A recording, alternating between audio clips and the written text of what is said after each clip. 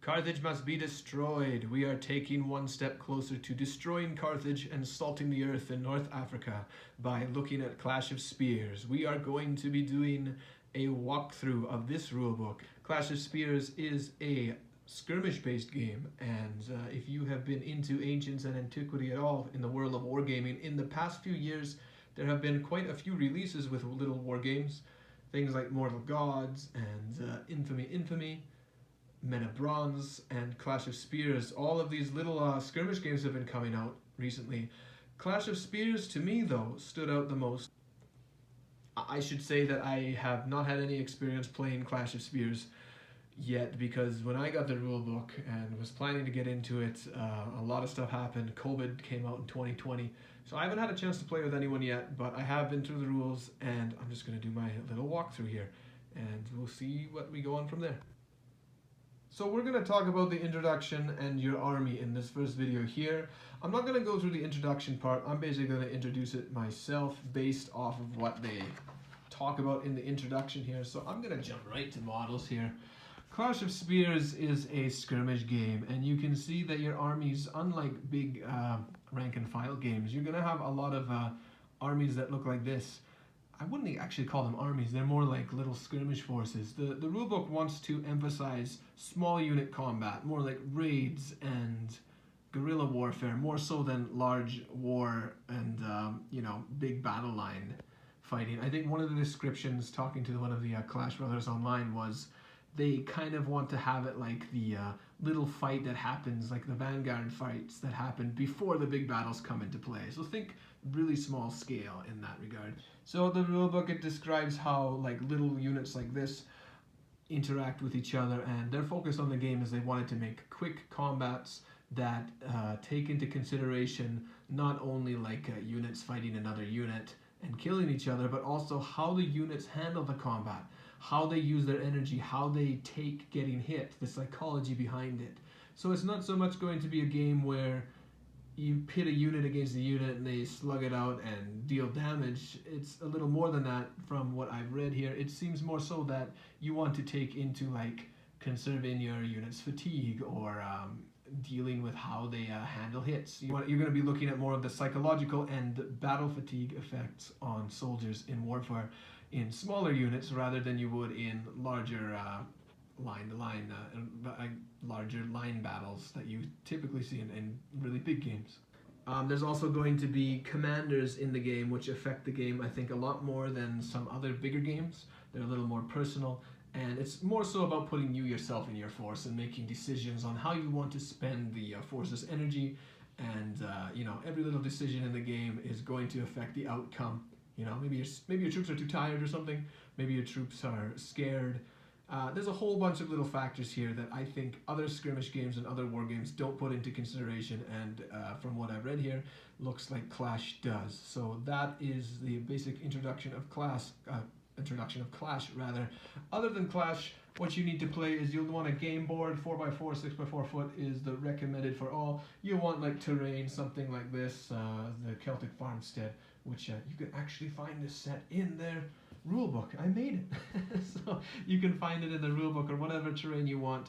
The game uses a lot of 28 millimeters, and they do suggest putting them on single bases, and I think it makes the most sense when you start getting into the rules to represent how each unit looks and how they form up. Single bases makes the most sense. 28 millimeters to me for a small game like this makes the most sense. Of course, you can always find your own ways to adjust things if you want to play with multi-based soldiers. Like I have plenty of 40 by 40 millimeter guys that I'll probably have to adapt to the game rules and figure out how I want to put them into formation. But you can, of course, play with other scales in 28 millimeter and other basing.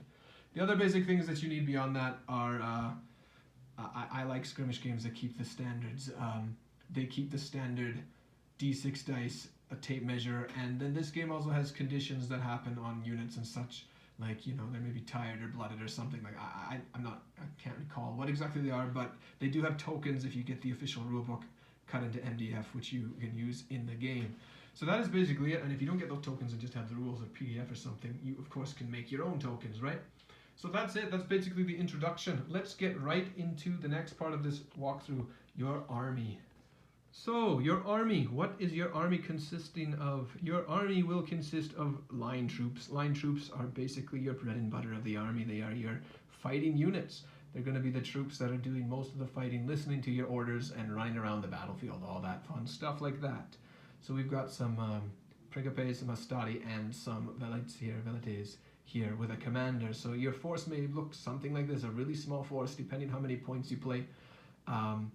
There seems to be different sizes in units, and they have something as small, I think, as like 3 to 4 guys a unit from what I've seen, and it can go up to 15. So when you build an army list, you have some decisions to make, how big you want to make a unit or how small you want to make it.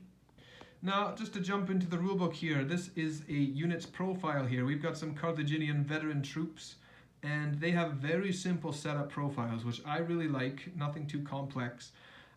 In this game, they have a combat value, and the combat value is what you're rolling on a d6 to see if you hit something or not. I'm sure there's more to it than just that. There's probably modifiers, and there's going to be different things that affect combat, fatigue, and all that stuff. We'll look at it later. But combat's basically the d6 value you're rolling to actually fight and execute an attack. The range is going to be for ranged weaponry, javelins, bows, all that fun stuff. Grit in this game is the statistic that represents how well a unit is going to hold out in a battle. So it's more like, it's not so much they're taking, well, it may consider taking wounds, but it's more like how they handle their friends dying around them or a battle situation. Maybe they're really tired and they have to test for it. Maybe they're really, their buddies died and they want to see if they stick around, something like that. And of course you have saves, which are again going to be modified by armor and probably cover and all that kind of stuff as well. As you can see, the unit profiles also have different weapons and traits. I don't recall if you can edit those or modify those. There are some army lists in the back, but for now this is the basics of the rule. Very simple, straightforward stuff. And once you read the rules and see how they work, it's very easy to just take some d6 and compare it to these profiles. So, of course, they have weapons, they have armor listed there, and there's also traits that we'll have to go through later, but there are different traits that are probably going to give these guys different abilities or some characterizations, rather. You can probably even just guess what some things might do based off of the name, like Wall of Spears and Overlap Shields, Offensive Spears. They probably do some things to affect these above values. And you may see here that, hey, how come there's no wounds or anything? The rulebook right above it here does state that all troops can sustain 1 move before removing it as a casualty, okay? And they can only do 1 attack per go. So they did not find a need to bother putting on wounds or how many attacks they have. They're basically human. They're not superhuman in this regard. They basically, a regular line troop is going to have one wound. He gets hurt, he's dead, he's out. And he can only make 1 attack, and we'll get more into that later on. Also, higher rolls are what you want in the game, so the lower the stat is in the combat range and grit and save section, the better it is, because it would be easier to score on your d6.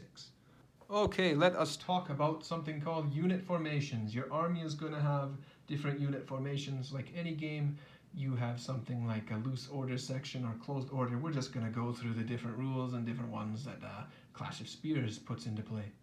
So unit formations in Clash of Spears consist usually of 4 to 12 models. That is what they've set kind of their standard at. So you're looking at units that aren't too big, not too small, kind of in between for the skirmish level. So 4 to 12 is typically what you're going to see, and most of the time you're going to see units running around in something called loose order. Now loose order in most games simply just looks like that. They're kind of all sit in a loose kind of formation. They're not touching base by base.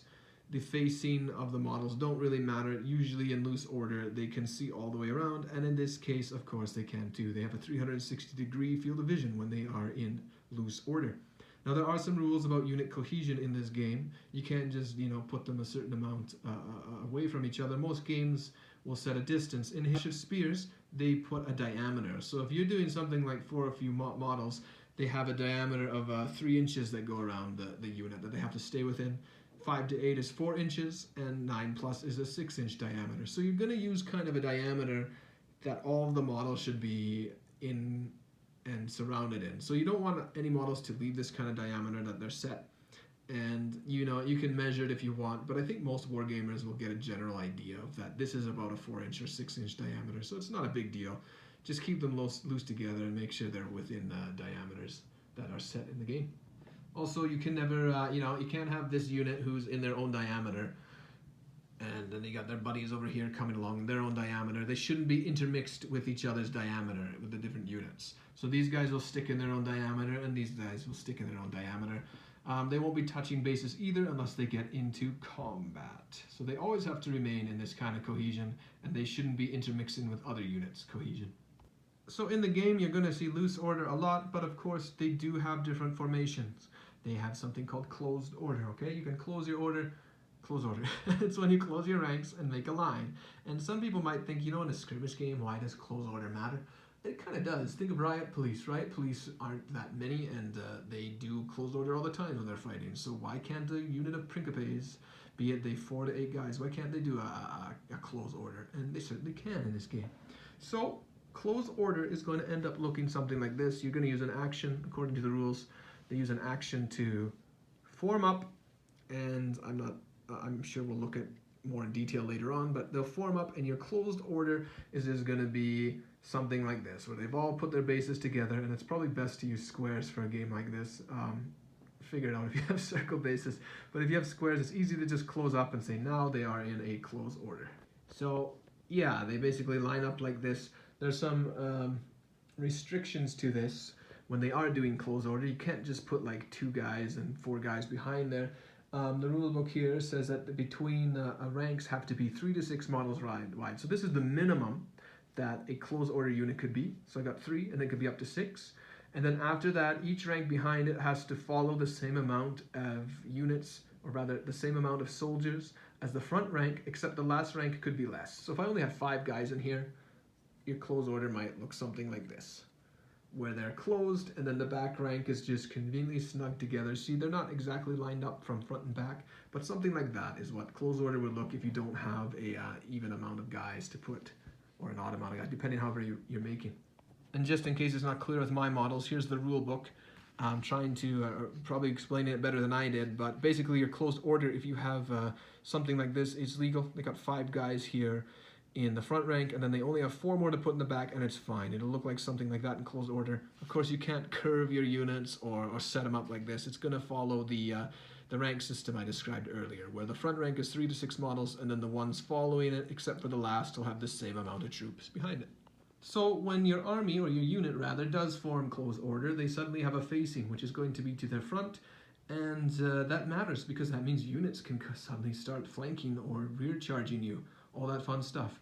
Most games you see, they set up kind of an arc for soldiers to have, but in Clash of Spears, I noticed that they just use a line, and I'm going to use a ruler to represent this next part here, but they have a line of sight where basically everything in front of this ruler here is going to be considered their frontal arc, if you will. So let's say that Romans are having a civil war, and we have a bunch of velites that are over here on the side in loose order, and I'm not going to get into the details yet. I'm just following the rule book. Let's say that these guys decide they're going to attack these Principe, and it says here for flank attacks and determining if an enemy comes up to you like this and initiates a combat, however it's done, this may not be accurate for now. If the majority of your enemies are behind their front line, their front vision line, I guess we're going to call it, if the majority of them are behind it, then it's a flank attack. Whereas if like you get a bunch of guys coming in like this and the majority of them are in front of it, then it's not a flank attack. Does that make sense? So it basically means that the front line and determining with that front line where the soldiers come in and how many are there determines whether it's a flank attack or not. So this is important if you're running with close order unit. And they do have a 180-degree arc still for seeing things, and you're obviously going to be drawing from their front. You're not going to be drawing that line from the back. So whatever is the front of the unit, they get to draw the 180-degree parallel to see what's in front of it, which is actually basically everything that would be in front of this line here. So close order can be broken in game. There's many things that can disrupt a close order unit. I'm just going to read them off here. It says that a unit that decides to break out of the close order formation is they might execute a move, attack, all-out attack, throw something, or mount a shooting action. We'll look at that more in detail later. If you gain 2 fatigue points in the unit and you have an enemy caused morale test, you may be broken. In rough or broken ground, the unit cannot form or keep a close order. It says if the unit crosses an obstacle or positions itself parallel to and within 2 inches of an obstacle. These are all a little more technical. We'll look at them later. This is just telling you right now it'll break up the close order. It says a unit is attacked in melee by a unit that initiates its action from the flank or rear of that close order unit. And finally, the unit is reduced to fewer than 3 models, right? So if you can't do any close orders if you have 3 or less. And for the time being, we'll just read those off now because we're not actually into any rules of the game. They're just covering what your army basic formations would be and how it could break. So don't worry right now about how those will happen. We'll get in more detail with those later on. And if you do, for whatever reason, lose close order, it does say that you just realign them back into their loose order formation. So if they lost their close order for whatever reason here, maybe they got shot at and they have some fatigue, I don't know. But for whatever reason, they are now suddenly back in loose order. It's as simple as moving it back to their diameter that they had in loose order. So, and that may happen too, like if they were flanked here, they will go into loose order. They lose their close order advantage, whatever it gives you, when somebody flanks or rear attacks them. And that, I think, is just a natural response to being hit by an enemy. You can imagine the Phalangites, when they're flanked, it wouldn't be so easy to break into loose order. That's why it was so easy for them to get cut up when they're flanked and hit in the sides. But someone for like the Romans or units that don't have those big pikes, they could probably just break their formation off turn and start fighting in an unorganized manner. And I think that's what they're trying to go by here when they talk about a unit breaking its close order when it's flanked or hit in the rear.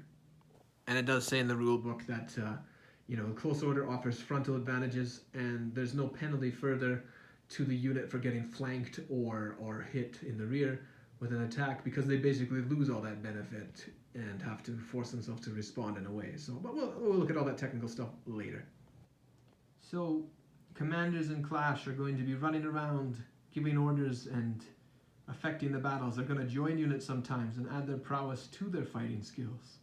But not all commanders are super amazing warriors. Sometimes commanders are just really good at leading people, very charismatic, and they don't actually fight. So there's going to be, I think, different kind of stats that we'll look at here with the commanders. And in the rulebook, I'll show you the difference with the unit profile.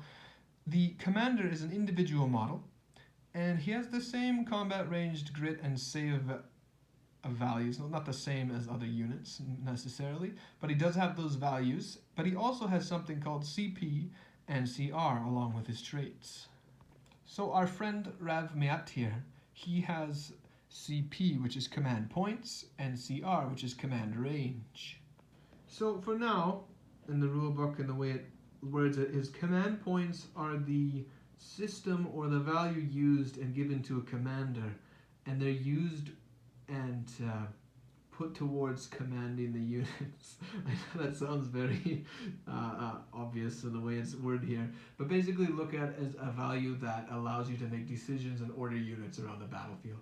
It doesn't get into much right now in the rulebook. They have a section later on about it, but the command point value is basically going to determine how you can order your guys, what they can do. It states that if you sit back and watch what an enemy does, you don't have to spend as many command points. Or if you want to do elaborate moves, you have to use more command points. So we'll look at more of that later. Just for now, know that command points are a value that characters will use, commanders will use, and they do replenish after each turn.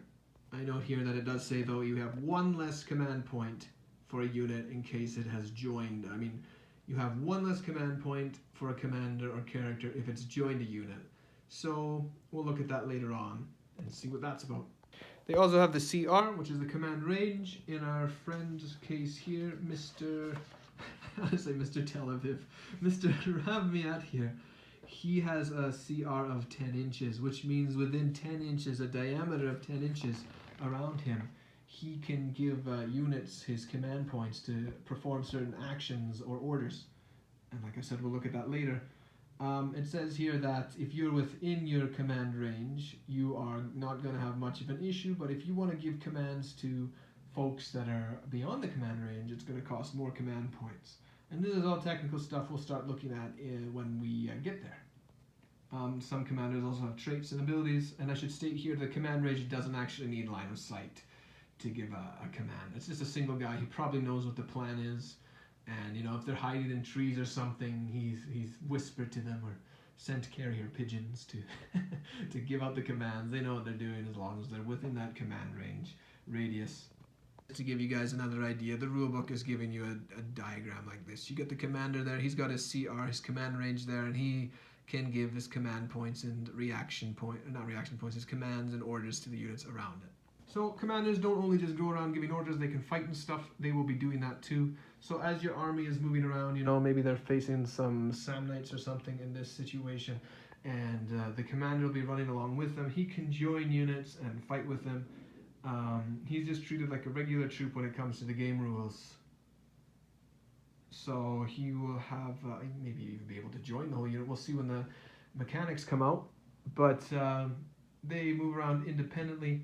They cannot be any sort of combat target or shooting attack target unless they're the closest to the enemies. So chances are your commander on his lonesome isn't going to be caught by an enemy unit, because he's probably going to be just behind the guys in the front, and then in that case he can't get shot at as an individual and he can't be targeted as an individual. So it sounds like if he's going to be targeted, he's either going to be stupid and have ran all the way up in the front alone, or he's joined a unit and he gets killed or hurt in some fight or melee in that situation. It also says when it's joined a unit, it will suffer the same effects that unit has. So if these guys are fatigued and he's joined that unit, the commander will also be fatigued with that unit. So basically his attention is also put into that unit, and he gets 1 viewer command point, it states, if he's with a unit. So that's it for today, that's it for now. We covered the introduction and we covered the army section of the Clash of Spears walkthrough. There's a bunch of stuff in the beginning here that they don't quite touch base on yet, but that will come when we start getting into more mechanics of the game. In the next series video, we're going to look at the general game concepts. And I think this series will go by a chapter basis from now on. So I'll try and cover every chapter in a single video, if I can. Or rather, yeah. Every chapter will get its own video is what I meant to say. So, thank you guys for watching. I hope you enjoy this introduction and walkthrough to Clash of Spears, and I look forward to dishing out the next one to you all. Thank you all for watching. Please like and subscribe, and we will see you on the next one when we take one more step to destroying Carthage completely. Thank you all for watching.